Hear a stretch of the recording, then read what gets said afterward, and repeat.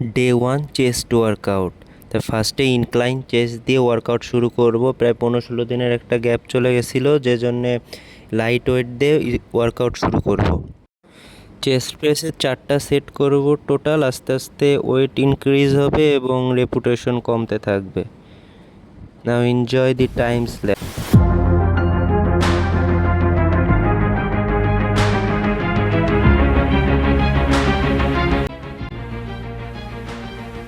আপার chest weak হওয়ার জন্য মেশিনেও 3 সেট ইনক্লাইন প্রেস দিবে।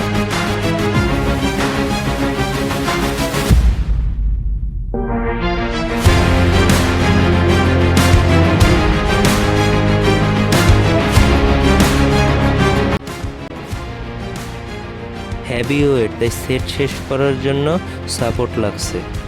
তারপর মেশিন অ্যাডজাস্ট করে মিডিল চেস্টের জন্য সেট করে মিডিল চেস্টেরও 3 সেট স্টার্ট করলাম।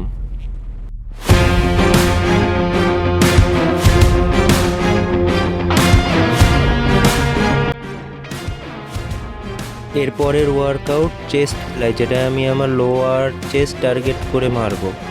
এটারও 3 সেট এবং same rules.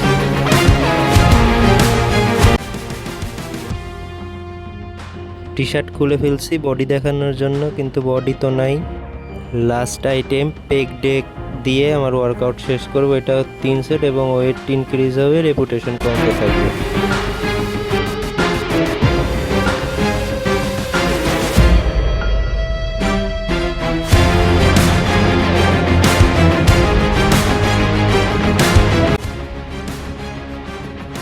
So stay tuned and stay with me to see my whole workout series.